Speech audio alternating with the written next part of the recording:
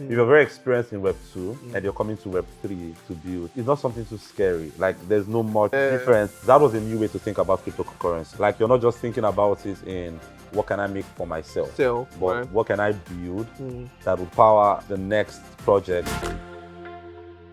Hello everyone, welcome to another episode of Builders Blog, where I interview founders, builders, and also entrepreneurs in the African Web3 ecosystem. Today, I have with me a startup founder and also a senior blockchain engineer who is currently trailblazing in the stablecoin blockchain payments industry. And that's not a person than Chibuotu Amadi, the founder of Paycrest. Good to have you here, Chibie. Thank you for having me, familiar, thank you. Yeah, you're welcome. And so for the sake of those who don't know what Paycrest is a decentralized routing protocol that helps you exchange your stablecoin to fiat and also fiat to stablecoin in this case. And so I would like to ask, what are those dots that from your earliest days have connected in insight to make you who you are right now? The way you introduced Paycrest, really with clarity, that's interesting. My early days, I think my life has just been a combination of creativity, like creative expression, right? I think I had the freedom to be who I wanted to be, right? Made choices, the kind of course I wanted to study, and I think that would be thanks to my parents. Right. And then also, a large part of my life has been influenced by faith. Right, so I see innovation ideas and all just coming from expression from my faith, right? And then also I'd say, what else? Yeah, my dad got us a computer at an early age. Oh, that's awesome. a major part people overlook. Yeah, Right, I think. right. Yes, I think I used to play a lot of games growing up. I finished. What games? I finished Grand Theft Auto. Oh my days. Probably Vice City, Liberty City, San Andreas, multiple times, both with cheat code and without cheat code. That's interesting. I think that's enough to like. Right, like state of creativity in someone. Yeah. That was good. I mean, there's like a note that people who play games more get to be more creative than people who don't, do recreation activities as that. Like people who play games, right? Their mindset or like gameplay, understanding gameplay sort of like builds your creativity and how that you perceive life, right? So while you were introducing like some of those dots, you mentioned, freedom to study and whatnot. Did you think at any point your parent mentioned, oh, I need you to be a doctor, or I need you to be, a pilot, or you single-handedly chose that? I think I was just lucky. My dad always preferred science. Over art, right? But unfortunately, I like science over art, so I didn't get to have that conflict with him, right? And I always wanted to be an engineer, even if not a computer engineer. I wanted to be I remember I used to say I want to be a petrochemical engineer. Oh, nice. Because I grew up down south, like River State. So okay. It was a big thing, wanting to work in an oil company, work in Shell, work in Mobil and the like. So when I said I wanted to be a petrochemical, I don't know, it was just big, the name, but it just made sense. Yeah. And for a long time, I just wanted to be that. I don't know where I heard this from, right?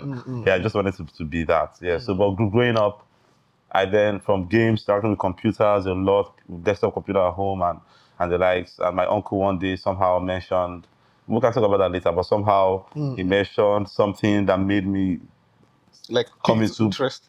programming. Okay. Right? And then from there, I think we're here now. Yeah. So that's what happens me. Yeah, interesting. So will I say that your exposure to computers at an early age sort of like formed how you dived into computer programming?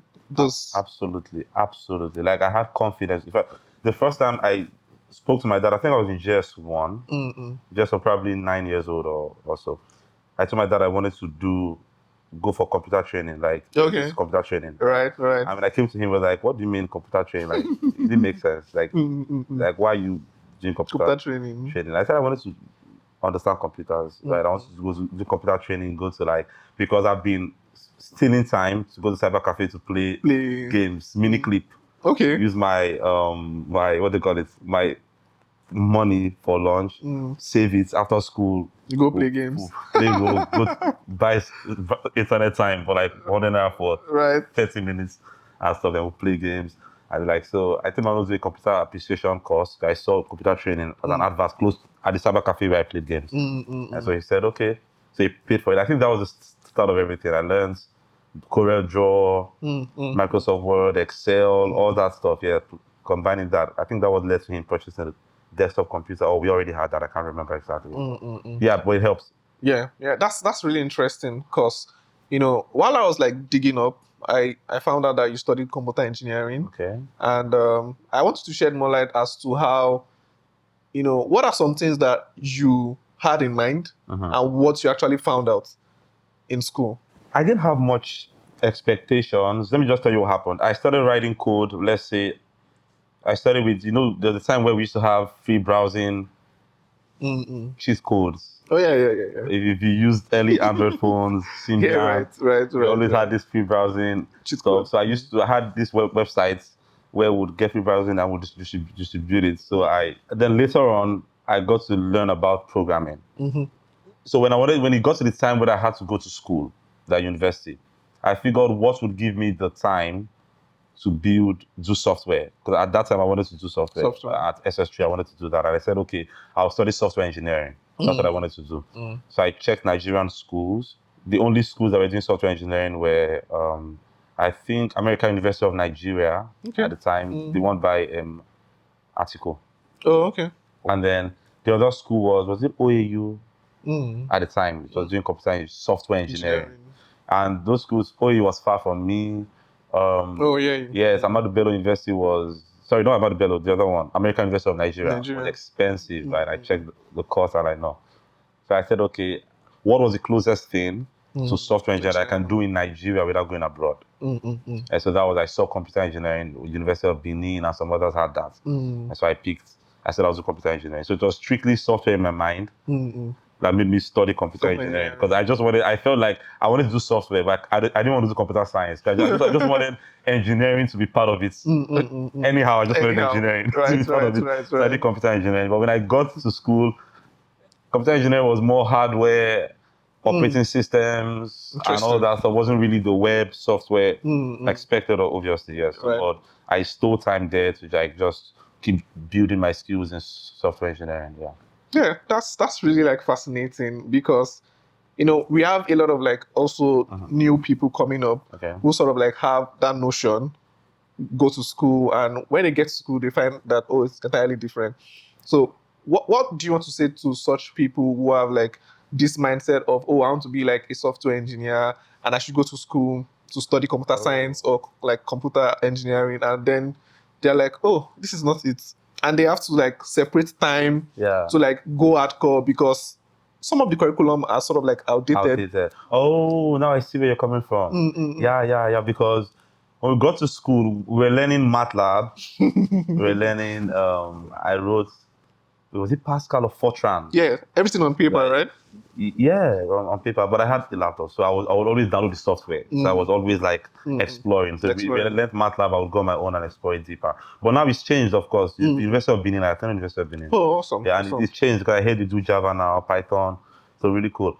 But then I think that there was a time I was against school. Like when I got into school, as part of the shock you're saying, I was like, don't go to school. It's school is scam. That kind of thing. But as you grow older, I realized that, bro, go to school.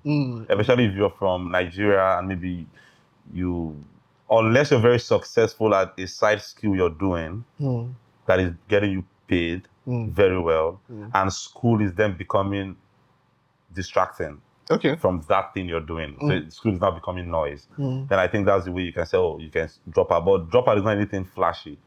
I have to say, if you're in Nigeria, you want to just drop out and then chase your dream. Let's just you look for it. So because school is like the safest way, like to have options in life. I won't say to guarantee success. Like of security course not. a bit. Security, that's just it. Just options. So you can have a scholarship, you can go abroad, especially when you grow up in a place where you don't have a lot of network effects or you don't have a lot of, you're not Nepo, you know what I'm saying? Yeah, so you just have to like Yeah. do well. And when you go to school, do well. Right. First class, second class. I it- plan to have first class in school. That was my goal. I'll prove everybody wrong. I go to school, my mentors was telling me that no, you cannot do what you're doing always on your system and still have first class. I said, no, I'll make it happen. And guess what I did? What did you do? I did software engineering well, and I didn't have a first class.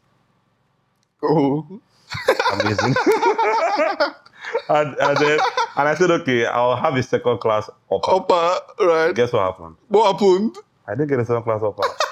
Guy was Your school jammed you or someone. Like, but again, it doesn't mean that because I have something I was doing, but if you don't want to do that, just focus on doing school, do it well, right?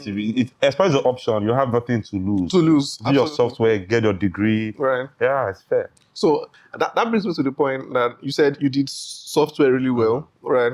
And so there are a lot of like controversies around, or do you actually need like a degree or that build power? Did it sort of like help you when applying for jobs? Like, was it more of degree or like what you have built? I haven't collected my school certificates.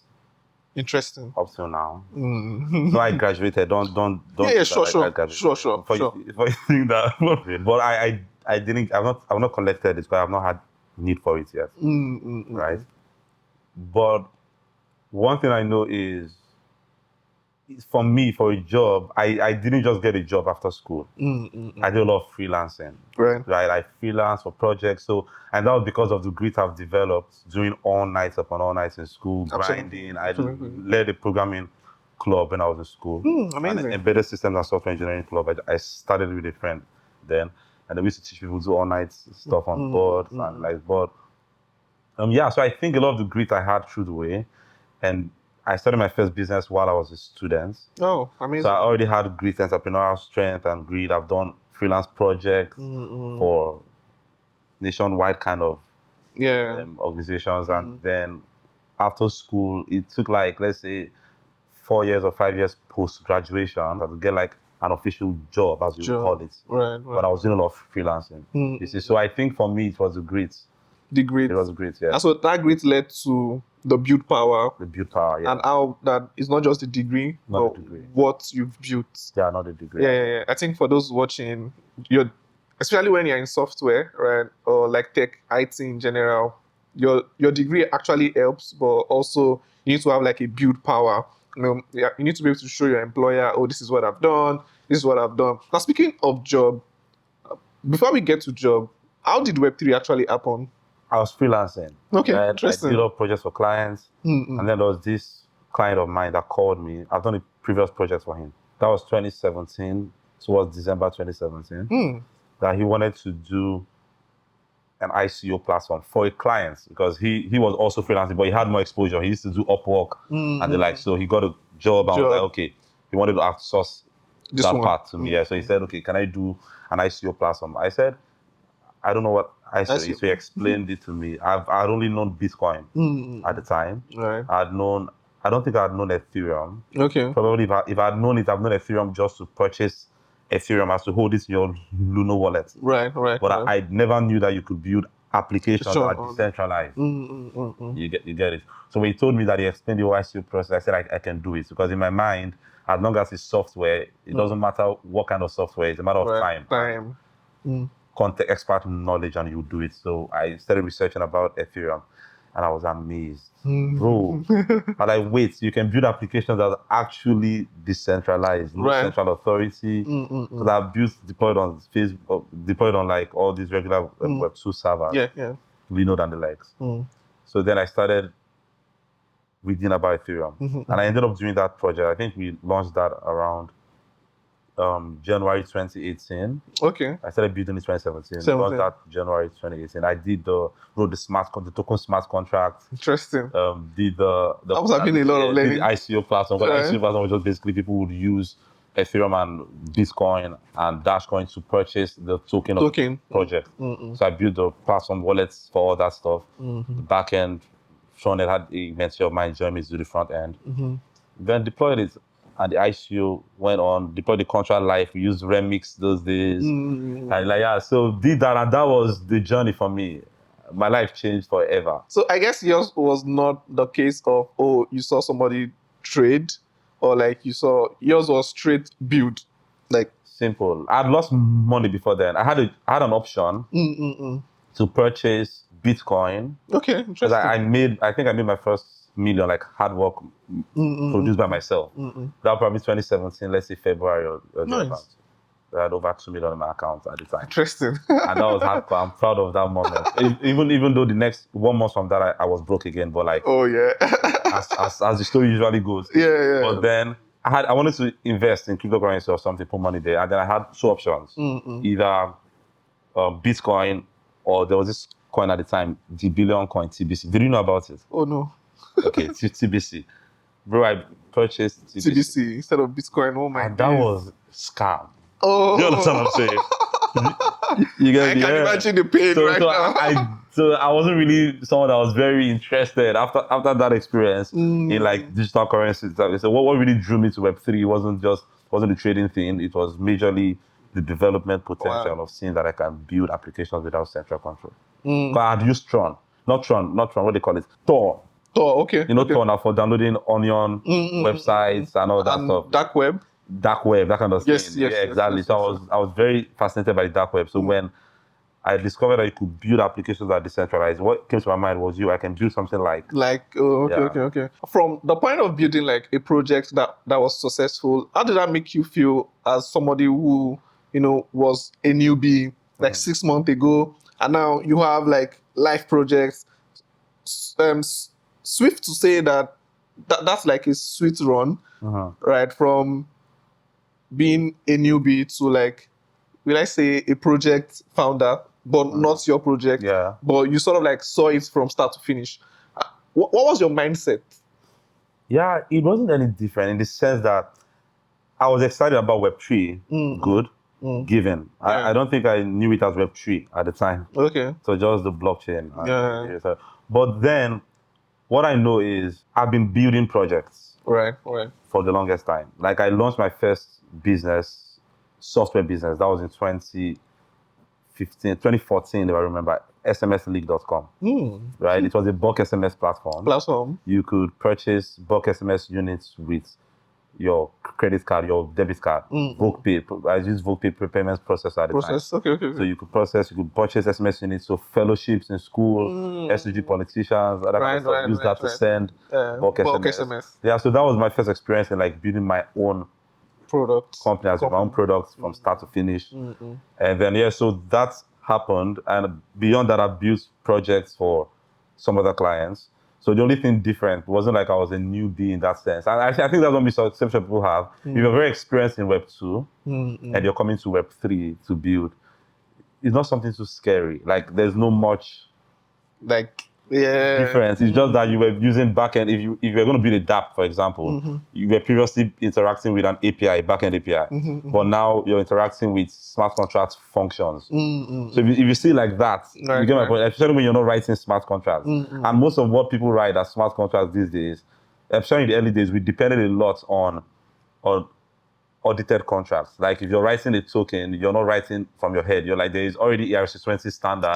There are already audited tokens by Opus Zeppelin. You're just using those contracts, making a little tweak here and there because you didn't want to be hacked. So you wanted something that was a standard and very audited, right? So it's not so much of a difference when it goes from Web 2 to Web 3. If you're experienced in Web 2, yeah. Right. Speaking of that, because it sort of like translates to what built your momentum. When did you realize that, I want to work in this industry full time? Because now you've built like a successful product launch. And how did that make you feel? One, and when did you feel like, you want to be in this industry full time? Immediately I did that project, I knew I wanted to be in the industry full time. Because what happened was that I did that project and then he gave me another project because he was doing a lot of that period. If you know 2017, ICOs. There was a lot of ICOs coming up that period. There was a lot of ICOs, So he was getting from Upwork, I don't know if it's Upwork or anyone or Fiverr, but he was getting call from clients to build platforms for them. So he was so when I did the first one, I think I did 2 more. Wow. The same backend engine. I think it's open source. Now I think it's on my repo, open source. Yeah, it's open source. That's my earliest commit, like 8 years ago. Yeah. Right. After that, I started another startup with my friend called Curan Network. We're going to take health records on chain. So that took a long. So me coming full time was, again, the instinct I always have is to start a business, to be an entrepreneur. So we started building something in that same space, in crypto space. So how do we take health records on chain and then allow hospitals and patients be interoperable? So if I have my ID here, instead of waiting for a long time for a hospital to validate access my data, my history, I can travel abroad and the hospital there just easily has my detail. But it wasn't as simple as we thought it would be. So we did a little pivot here and there until I had to leave to do something else and get a job. So that was my step from the freelance. It was during the startup. Awesome. You get awesome. Before the job, Before the job, right? I think we're still going to talk about how to know when to quit. But I really want to ask that so far, you've worked with top Web3 companies, like top Web3 companies. What are some experience that you've had that has shaped, what you now know and how you approach this industry? Mind you, you mentioned that when you build that product, it sort of like solidify your interest in staying full time. Now, having also not just be a working for someone, but also like building your own products, but it failed, so to say. So I'm just curious as to the mindset that you've built from working with top protocols and how that is now helping you build your own. Having worked with a particular company and now you're building your own right now. So what are like the mindset or like the mindset shift I think that the way most persons in Nigeria got to know about cryptocurrencies, right? There was a lot of, like, back in the day there was this MMM Ponzi scheme, and I think that was the earliest exposure for a lot of people, even myself. I got to know Bitcoin for the first time because of MMM. I didn't put money in it, but at least I knew people were paying with Bitcoin. Yeah, myself, I got to know about Ethereum via Forsage. I used to Forsage, exactly. That's another Ponzi scheme. There was Zaphon. There were all those platforms coming up 2016, 2017, thereabouts. So that was the first exposure. So it's all quick money mindset, all degen mentality. We wanted to do Curan Network. It wasn't really degen, but when I got a job with Consensys and with the Gitcoin team in Consensys before Gitcoin spun out. I met something completely different. Because at Gitcoin, I started hearing stuff like regen finance.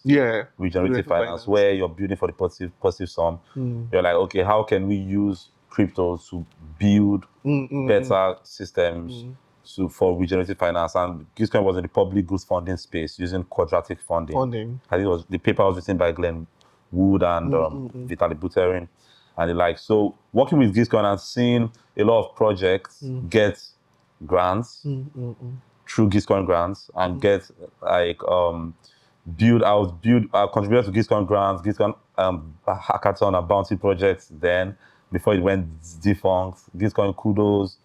But what was really interesting for me was seeing a lot of these big projects I know now. Some of them were, back then, they were grant recipients on Gitcoin. They're just projects there. Interesting. Right? And Gitcoin was doing this quadratic funding thing where you bring your people, give money, but quadratic funding just allows you to distribute funds in a more efficient way, a fairer way, instead of a board just deciding. It's based on community, how do I say it now? Community sentiments that can decide how that fund is distributed in a mathematically optimal way. And so that was a new way to think about cryptocurrency. Right. Like, you're not just thinking about it in what can I make for myself, but what can I build that would power the next project, the networks, how do you coordinate people better? And so after Gitcoin, so my mindset changed already. I started thinking about, like, whatever I'm building has to be For regenerative. Whatever I'm building has to have a reward impact. to change the world, just like every other founder. Every other founder says, yeah. But it has to actually, the mindset doesn't have to be, well, just what can I get for myself now? Even though that's default. If you're coming from Africa or Nigeria, you need to first, you have your own depths of I have to plan to you have to first, you have to first clear up your backlog of stuff. -1. You're already born negative, so you're coming like right. Yeah, so it's guaranteed if you need to go full mode degen valid, right? But I just got a new perspective, right, and that influenced the way I build Paycrest. There are some decisions I want to make about our architecture, about our revenue model, and people be like, bro, we can be making better. If we do this, I think we can make this more. And I'm like, that would work, but beyond that, how can we ensure we be a foundation for a lot of people to build innovative stuff? Yeah. And that also stems from being in the Ethereum community. Right. Ethereum community itself has the similar ethos, like the whole Infinite Garden. Yes, Infinite Garden and the like. So I think I was blessed to have come in from Ethereum and then Gitcoin. Culture. So I just went through the good sides of crypto. I didn't see much shake apart from TBC. Okay. If I catch the founder, TBC was very, very hard. If I catch the founder of that project, right. If you know the founder, write his name and location. Right. So I have like 2 questions right now, which is like, so now quite a number of like builders, especially developers from Africa, they are currently in survival mode. Okay. Right. And you mentioned that, some people have like a lot of backlogs of stuff that they need to clear, and quite a number of people are looking for job. What was your approach to like, getting yourself out of the survival mode first, such that you can now, allow yourself do what you now know better? Take, for instance, to actually impact the world, change the world forever. So how did you navigate, job? And what is your advice for anybody, any builder that might be watching this? Yeah, I can give an advice on that for my later years. But when I started out, I'm just a dreamer. I'm an idealist, so I just kind of build. Even when we're doing Creative Network, I remember no money, all the dry runs. When I mean dry runs, I mean. But then, I don't really care. I'm a process person. I love the process. I like the hustle. Right. Even if you keep me in a room, let's just grind on this without food for 2 days. I'm rough like that. You get me? But so I didn't really just go to get a job because I was tired of the hustle, right? But it was, again, I've said, it was because I just wanted to like do something different. I'm always founding freelancing. I wanted to say, okay, let me work. Let me just get paid a salary. I don't have to think about what next. Like what next for this company.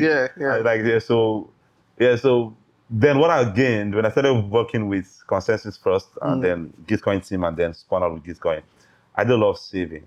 Oh, yeah. Right, and that's kudos to my wife. Because had to like, we're really living, I was probably living on way less than my pay. I saved a lot of money. Saved a lot for the kids.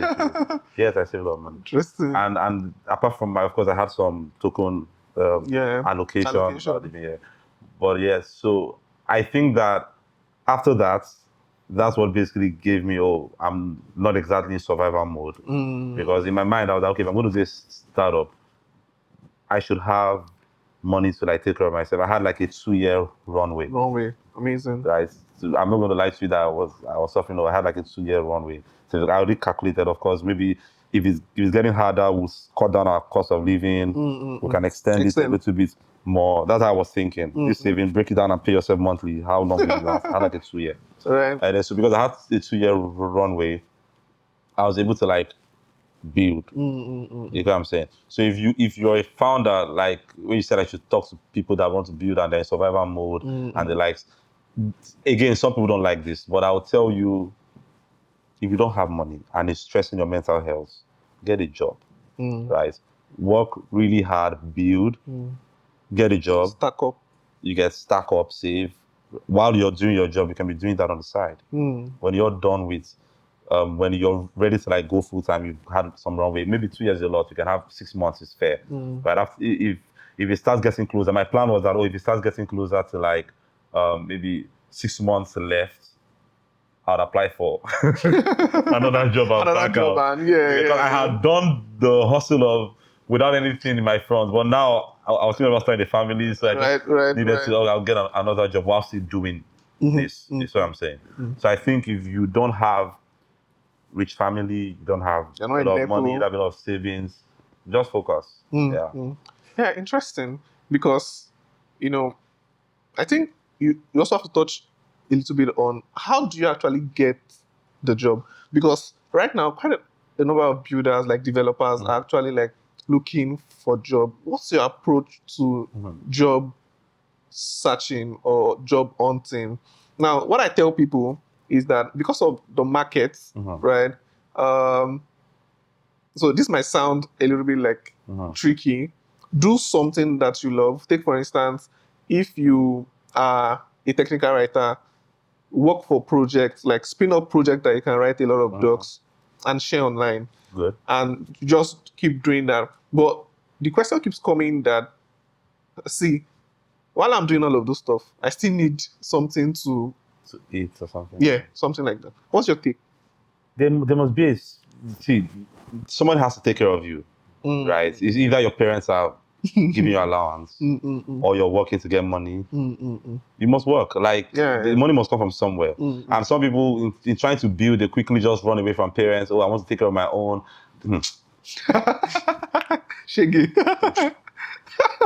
If you're with your parents and that you're eating free food at home, just stay there. Like, bro, why are you running? Why are you running? Like, stay there. Just eat food. Because I left home. I remember finishing school. I didn't want to go. I don't want to be stay. Like, it's not necessary. Just unless your parents are maybe making it difficult for you. But I don't think their parents have been there for. Yeah. So you just stay there and leverage that, right? And then you can also do something else. Some persons would say, when they say hustle, I've spoken to some people that will be like, no, don't. I don't have money and also learn tech. You don't have to get a tech job to take care of your needs. You can go teach in a school. Yeah, for sure. Right? While you're using the 3 hours at the end of the day, when you close from work, or 4 hours or 5 hours at night, if you give 5 hours consistently for a year, you'll be good. Right? But while you can teach, you can do any work. Just what I'm saying. Like, just what you want is to eat. Is that not correct? Teaching is like the easiest job to get. So let me just that's the easiest job. Sort of like chip this in. I actually taught for like 6 months.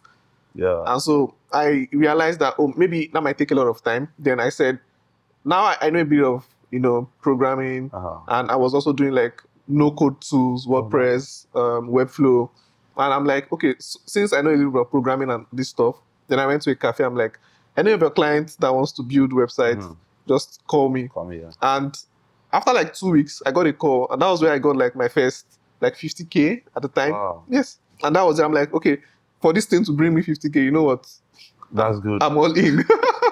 So I mean that was like my experience, and I also like support what you said. Yeah. In as much as it's for you to eat, you can do like something else by the side. That makes a lot of sense. So let's talk about your entrepreneurial journey. Okay. How do you know when to quit? I know you're enjoying this video, but 50% of people who watch this podcast haven't subscribed to this channel yet. So please and please, if you find this helpful and also informative, do like, share, and subscribe to this channel, and also send to your network of people so that it motivates me to do more of this. Thank you very much for subscribing, and let's get right into it. I think I'll just speak in retrospect based on my past startups. For SMS League, the first business I started, I knew it was time to stop because I wasn't given enough time to read anymore. And of course, that could start when you start a company. There's this excitement, there's this passion, there's this you just want it to work, right?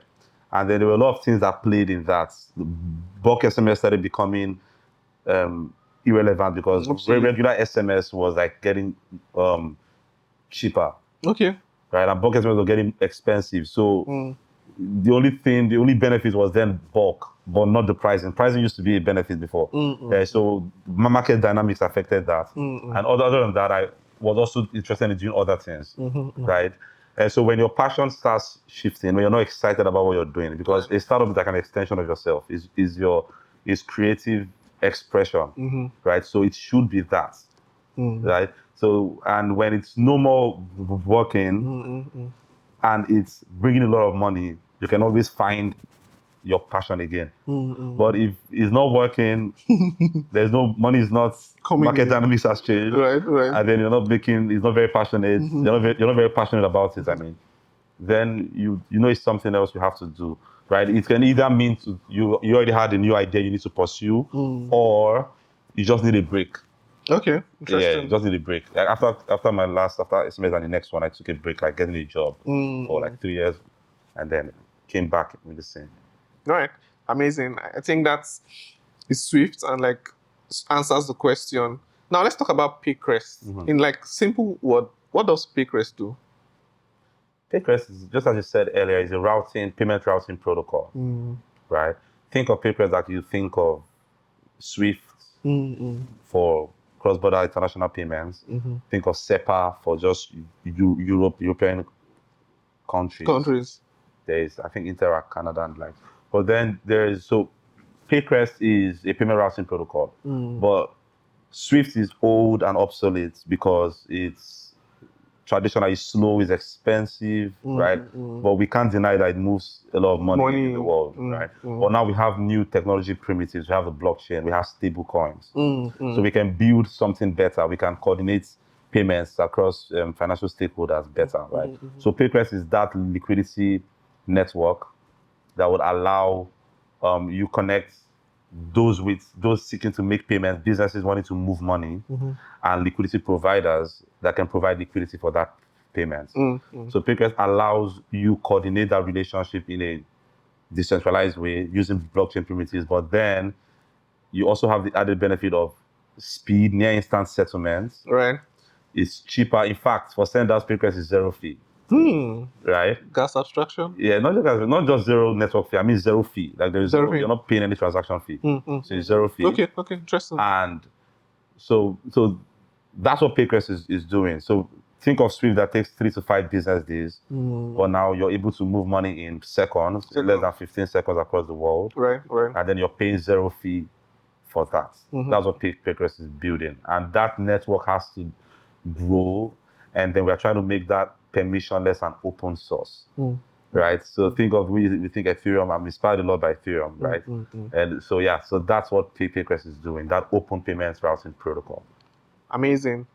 I mean, there's a lot of things for like a normie to be interested or like curious or excited about Paycrest, and that's one is speed, and also ability to move funds anytime without having to have intermediaries and whatnot. And also like the fun of programmable money, right? Stablecoin, really, really amazing, right? I do think that quite a number of people would like to get your thoughts because you are building in the stablecoin industry. What are you excited about in the stablecoin industry, say in the next 2 to 3 years? I think I'm excited about the fact that I'm not excited. I'm scared. I'm excited about the fact that there's more regulation coming in the stablecoin space with the Genius Act in the US, and the like. So it means there'll be more institutional money moving. It should be more regularized in that sense, right? And then I'm also excited about local stablecoins, right? Why I'm excited about that is because the world, like Nigeria or Ghana, African countries, emerging markets, are very much dollarized economies. We depend a lot on dollar. Now, actual USD fiat was kind of more difficult to access, right? So everybody's fighting for USD. But now with USDC, it's very easy to access digital dollars, right? So that would really increase dependence on the dollar, right? You would think that was going to be a benefit, right? But it's not. I mean, it's not a benefit for Africa because if dollar was harder, your currency had a certain advantage, right? Yeah. But now it's easy to access USDC. Access. So people are more, a lot of people I know build as, I don't want to put you on the spot, but a lot of people hold money in USDC. Right. They don't, and with protocols we are building that allow people to spend USDC as cash, you know, the kind of stuff in seconds. People just hold USDC, which isn't doing a lot of good for your local currencies in those regions. So that's why I'm excited about local stablecoins. I think in the next 2 years, there'll be a lot more. Look, I think every currency would be on-chain, like local stablecoins, and then we'll have this fair on-chain FX kind of thing, right, where local stablecoins are playing, and USD is not very much worshipped. Yeah, right. Other currencies get visibility, and then I think that's, and I'm excited about building in that space. Yeah, interesting, because quite a number of like countries of Nigeria, even like countries in Asia also, they're like, you know, moving fast in this light. I'm also really excited about like what regional stablecoins or local stablecoins are going to do like in the next, 2 to 3 years. Really, really amazing. I also want to get your thoughts on, Paycrest also. You write a lot of tweets that are like in-depth. And so I want to get your perspective about raising funds in silence. I think raising funds for me isn't about, it's about the people you actually know, right? If you don't have a lot of network of people that allow you easily raise funds, you just call your friend, like family and friends, for example, you just call your friend and they can put in 5K or 3K or 6K. If you don't have that, then you have to be in spaces that you can make new friends. It's as simple as making new friends. Right. So you go somewhere, you show yourself valuable, you turn up for events, and not just any events. Oh, okay. You turn up for events where you can contribute, and they also, like, it's a synergy. You give and you also take. Right, where everyone is giving, right? And then you can start building relationships. You show your value as you're building relationships. And I think that people will give money to someone they trust. Yeah, so I think in the early stages, it's not really that people that give me money for Paycrest, investing in Paycrest, and they tell me like, bro, I don't care about what you're doing. I don't give a shit about what you're doing. Right. I just trust you. Especially family and friends, and you get that a lot. I just trust you. And why they trust me is not even about my startup. It's probably through the years, maybe the kind of person I've been, where it's friendship, the way you've shown yourself, your person of integrity, you're this, and then they can give you money. And when some persons are giving you money, those that trust you closely, it's a reference point for other people that don't exactly know you so well to like think about giving you money and consider what you're building. You see, so raising in silence is silent, not in the sense that you're not talking. Right. You may not be loud online and creating content, but you are building, you're visible in building real life relationship, and you're just a person of character. Like if you say you do this, get it done. If you say you won't do this, you can just live up to your values. Yeah. Because that's what gives you a good name and trust, and then people trust you. Yeah, so I think this reflects in how Paycrest also raised money, because you mentioned, what are some valuable feedbacks that you got from your early investor that stuck with you? I think I've heard from from Yele Badimosi. It says stuff like, if you're building in Africa, you should think about profitability in less than 1 year. 1 year. Or less than 2 years, but it was a short time. Right? So I think one of the things that will stick is, if you're building from Africa specifically, you should be prioritizing profitability, right? And first, initially, at least you have it in your plan. You can't just be building with vibes and inshallah. Yes, you should have profitability, because you don't have as much capital to experiment as some other clients would have. Right. So you should be able to build for profitability. So you should know about your balance sheet, your books, profit and loss. You should know how this thing is making money. What decisions can I make that will make this business run and actually build a business, right? So I think that's one thing that stuck. Really nice.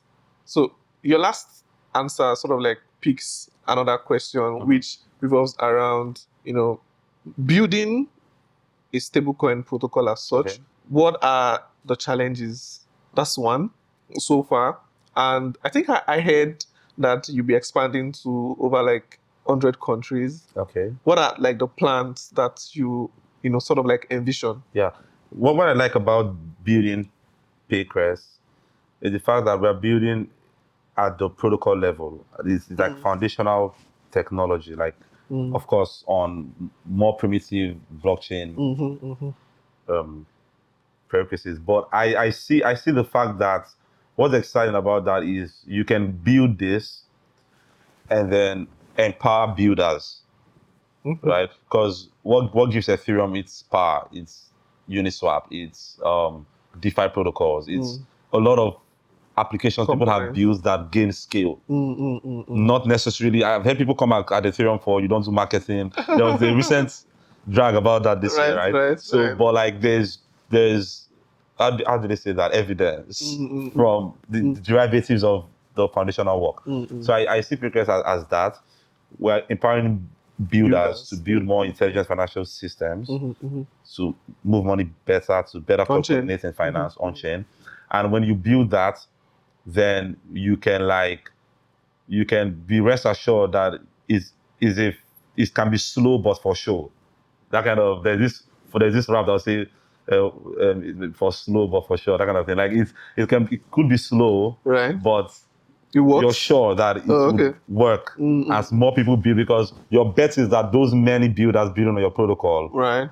Maybe some of them would be unicorns, some of them would grow, some of them will get investments you may never get.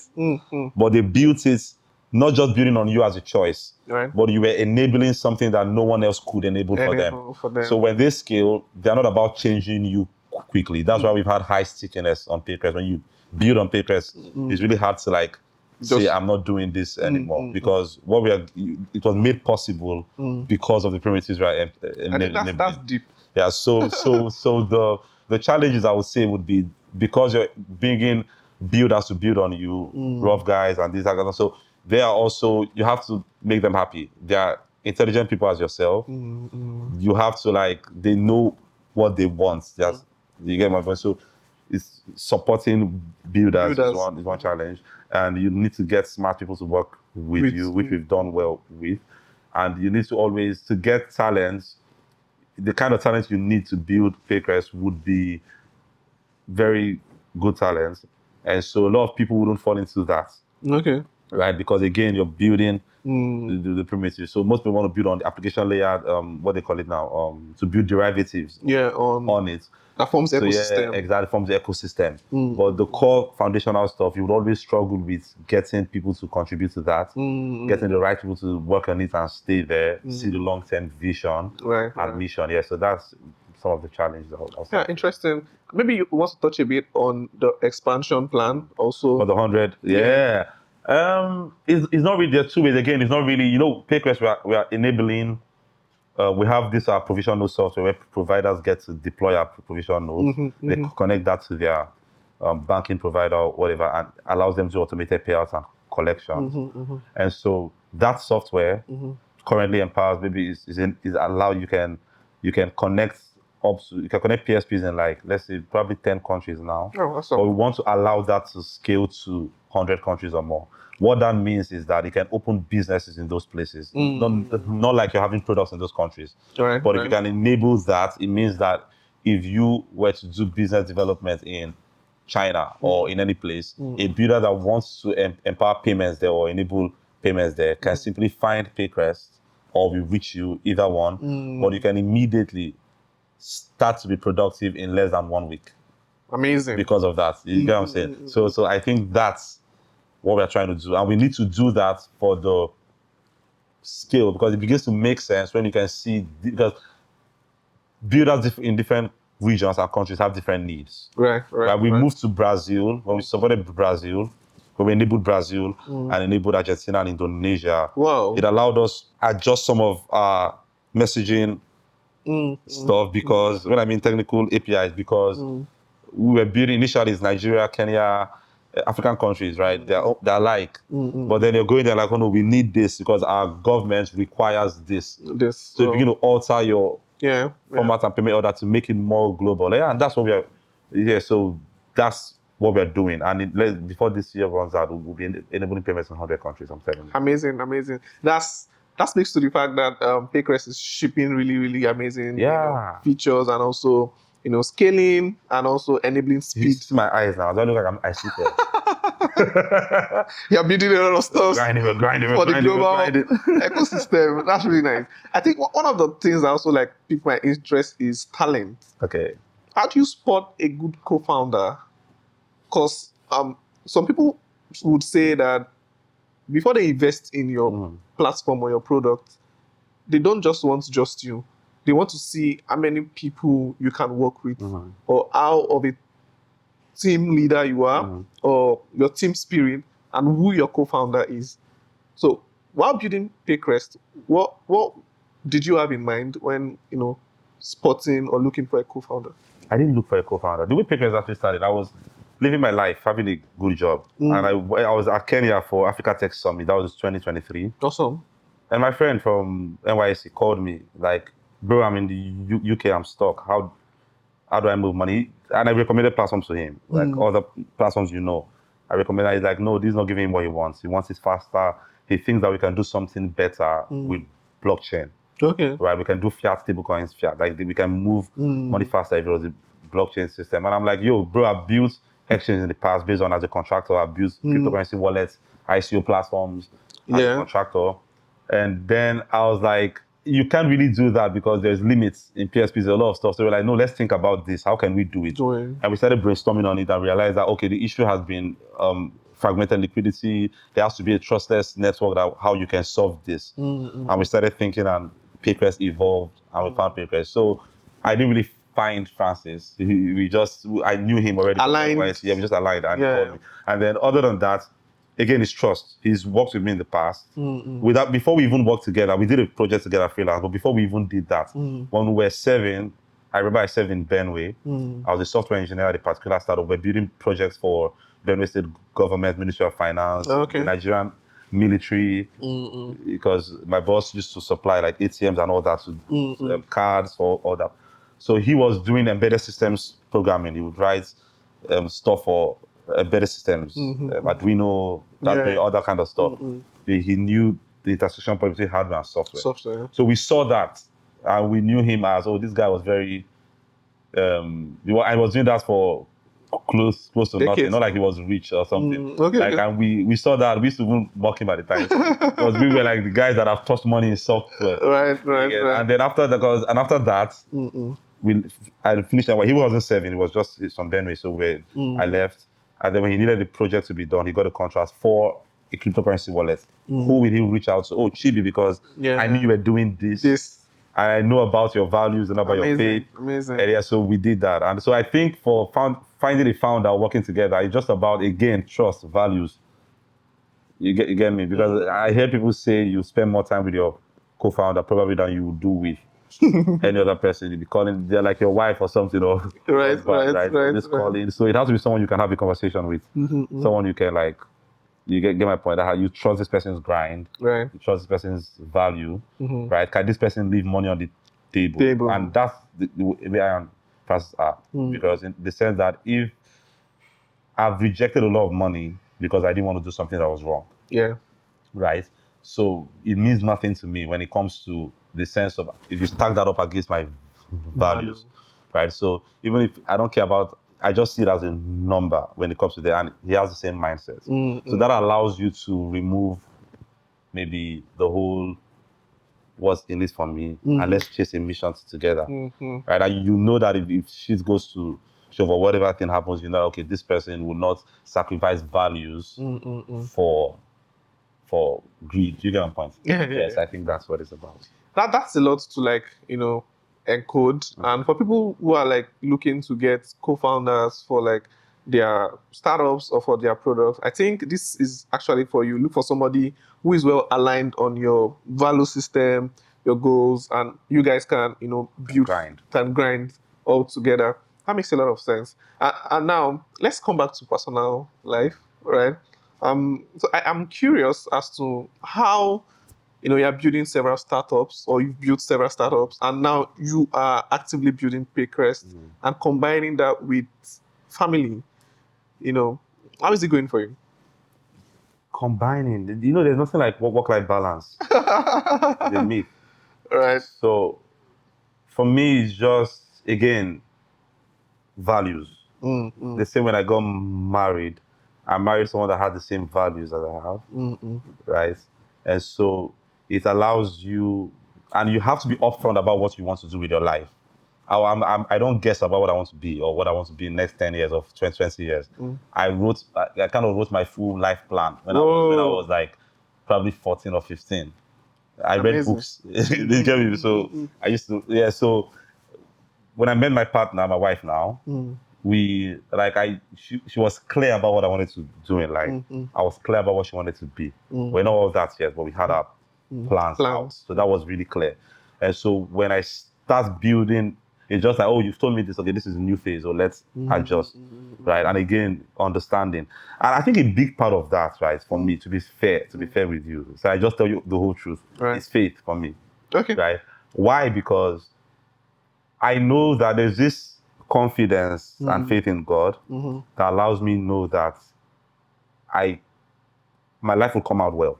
You get? Right. So there can be ups, and down. there can be downs. So I can boldly tell my wife, oh, I want to take this move. And even if it's going to make us reduce standard of living for like 2 years, 3 years, she's not scared of saying, oh, I'm finished. It's just next phase in life. You take this, you need that faith and you get to get going.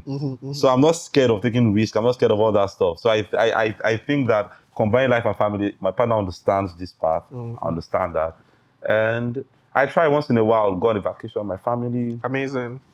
Have few sports, right? But I wouldn't say I have a balance the way people say, oh, if you want to do that, I don't think you should be a founder. If you're looking for, I work 6-8 hours a day, and I go to bed, bro, there are days you do 16 hours, 20 hours of work, right? So if you're not ready for that life, then get a job. There's nothing bad in getting a job. I don't know why people don't say that enough. Do people say that enough? Yeah, not really. People don't say that. Everybody wants to be founders these days. Get a job, bro. Get good money, and you can do a side business. You can invest. Right. You can be rich without starting a company. You do investment. Yes. Yeah, right. Yeah. Like, speaking of giving like ideas and insights, I think you give a lot of insights on X.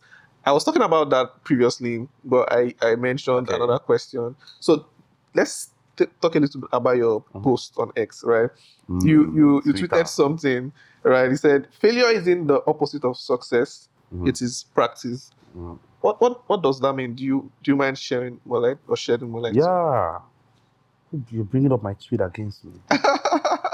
Can you imagine? Okay, but yeah, I think that it's not the opposite of success because depends. For example, I have a daughter, right? If I tell her run and she trips because she's learning to run, right? Does that mean she failed? Do you get my point? Now, it's in perspective. If you're thinking short term, you'd be like, oh, you're a failure. But I can't say you're a failure because you know that's practice. Like this person is learning to do this. But if you don't have if you're not seeing the goal, you think that that's the end. You failed. You get what I'm saying? So I think for me, when I say failure is an opposite of success, it's practice. Because first of all, you're thinking success. You have to be thinking success. You have to be thinking that you're seeing a clear picture of what you're trying to achieve, the goal you want to achieve. Then every step where you fall off just becomes practice. Right? But if you don't have a goal, a clear picture of where you're headed, and you don't see yourself successful, because I'll tell you, if you're going to start anything, and you don't think you're going to be successful at it, I mean, if you can't see success from day one, don't start. Don't start. Don't bother starting. Do you understand? Like when I started programming, I want to build a global payments routing protocol. If I don't talk global from day one, I shouldn't start it. There's no point. Do you get my point? Do something else. It could be fishing. They're excited. It could be farming. There are many things. It could be acting. Just do it. But you must seek success from day one. Then everything becomes practice.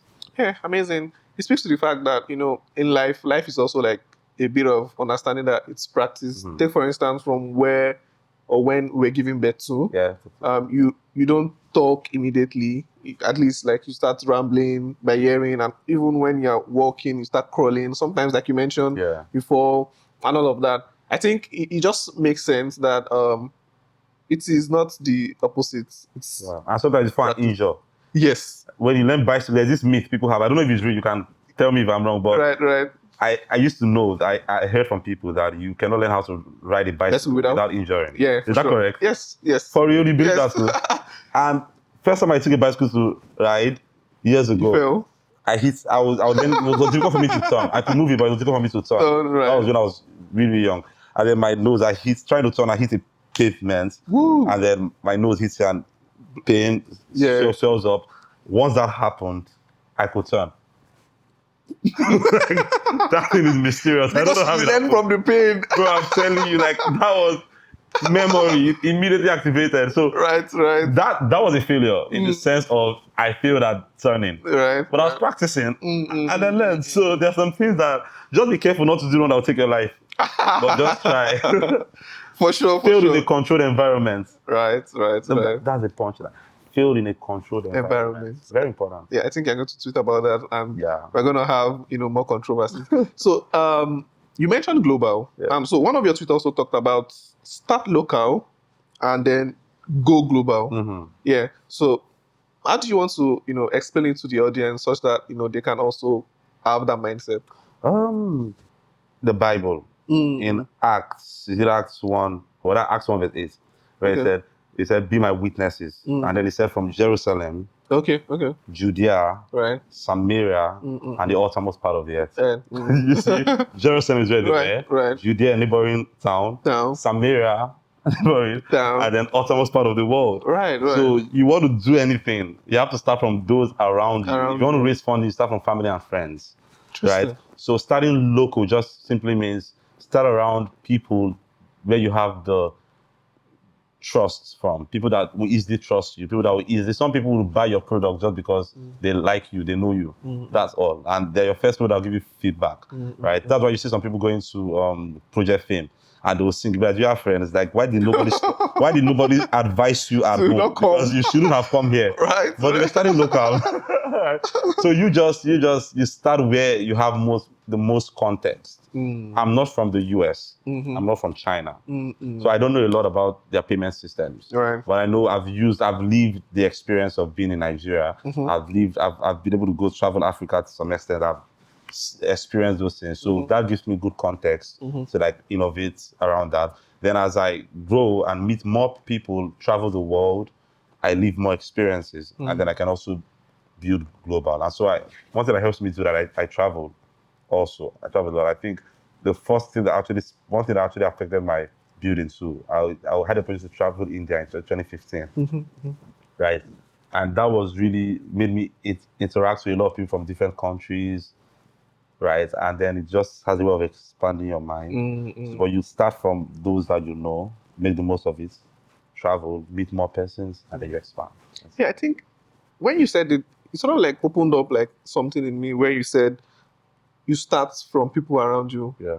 Local, right? Especially also investing. Start from your friends. Yeah. The people who test your product also from your local environment. Yeah. That makes a lot of sense. I've not thought about it. Why will I give you money if your guy cannot give you money? Imagine I don't know you, for example, and I speak to your brother. Have you invested in him? Say no. Okay, leave brothers. Family could be different, but let's say your friend, people that you've worked with, anywhere, at work, at church, any social space you find yourself. If they cannot give you money because they don't trust you, why should I give you money? I think I give you money. You guys have to sit on that and I won't, because that's a risk. I have to ask them, why do you think this guy doesn't deserve your money? And they'll be like, that guy, that boy, if you borrow person money, you know they pay back. Just like when he borrows money, he doesn't pay back. When he does this, he doesn't. He's very scattered. He's very this. When they talk like that about you, I have to hear. I have to listen. Or they've lived longer with you, because you can easily sell to me. You can easily, anybody can say anything. That's why companies do due diligence. Even VCs, they do due diligence. But their due diligence doesn't cut really deeply. The first due diligence is, what are people saying about this guy? Yeah, right. Right. What are they saying about you? Yeah. Yeah, that makes a lot of sense. A lot of sense, right? I think I'm going to like incorporate that, and it sort of like helps your network also, where if like people see that people are actually talking about you or investing in you, that means they must have seen something in you. Yeah. Amazing. So I want to ask, I think we have like 2 more questions and just wrap it up. What does happiness mean for you? Happiness. Happiness for me, I'm happy when I have my faith is intact, my love is intact, my love life, and I have hope. Like faith, love, hope. Like in the sense that I'm happy in the sense that I'm doing God's plan for my life, and I have love. Of course, when you say love and faith, there's a love. There's always, so love. I have happy family. I have people that Around that I you. care for and they care for me. That's very important. So family comes their friends, relationships. And then hope in the sense that I always want to be somebody that is hopeful, right? I don't want to ever be gloomy and gloomy, where you come to a point in life where you don't feel like I want to live this life anymore. I'm done. No, I want to always be full of hope. I want to always be excited about. I love my life, and I also always love life. I want to always like, oh, I'm excited about here, and when I leave this world, like I'm hopeful to the end. You get my point. I want to make the most of the time. So I think that defines happiness for me. If I can always wake up every morning and I'm grateful to God, right? Yeah. And there's hope, something to chase. There's love with me, and then there's faith. I'm good. Yeah. I think even past scripture, those are like the 3 greatest things. I'm good. Amazing. That's really deep. Amazing. I think you're really giving me a lot of like, perspective to things, and I hope that the audience also, will see these things from like a new light. So the last question: what are like some things that you like to tell the audience that you feel like I've not asked in this case, especially for founders or like builders? Build on Paycrest. Yeah, right. You're building anything that you need to convert stablecoins to fiat, or fiat to stablecoins, or even fiat to fiat, right? Or even fiat to fiat, maybe fiat stablecoin, stablecoin to fiat, or fiat to fiat. Like you just want better rails, 0 fee, build on Paycrest. You can build credits, startups, you can logistics, right, card, ramps, on and off ramps, payroll applications. Yes, this is me carrying my markets on my head. I'm selling. So build on Paycrest. Right. Paycrest. And then what else? I'd say is one life you have. Make the most of your life. Like anything you want to do it. This is very core to me. Like I believe that sometimes I just sit and I realize I'm a free man. Like I'm not a slave in the sense that, do you know what it is to be a slave? Like you have to do someone else's will.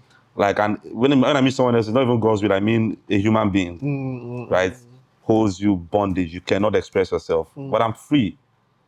I'm a free man. It means that I can, if I'm broke today, I can sit down and calculate and make money.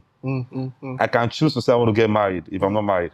I can choose to say I want to do this. I have the power of choice. I'm a free man. You know what I'm saying? So if you're not, unless you're in prison, but if you're a free man as myself, then I think the world is your canvas. Right. Just do anything you want to do. Build, grow. If you want, go for it. It's one life. Time is going. I tell people every time you celebrate birthdays, I tell some friends, happy birthday. I say you're closer to the grave now. That guy, that's a hard reminder. But that's really hard. You need to know you're closer. So make the most. You can't be blaming people for your decisions and saying, no, I did it because no. Come on. Thank you very much, Chibie, for all of the insights, and have gained a lot today, and I'm going to take quite a number of them, moving on to what I do. So we've come to the end of this episode. Thank you all for watching, and I hope that you also have learned, tons and tons of things, especially, understanding what Paycrest is all about and how that you can build, your stablecoin use cases also on Paycrest. And you just have to live your life, right? Don't be a servant or don't be bound to other people's will and whatnot. And so, thank you for sticking through, and I'll see you in the next episode.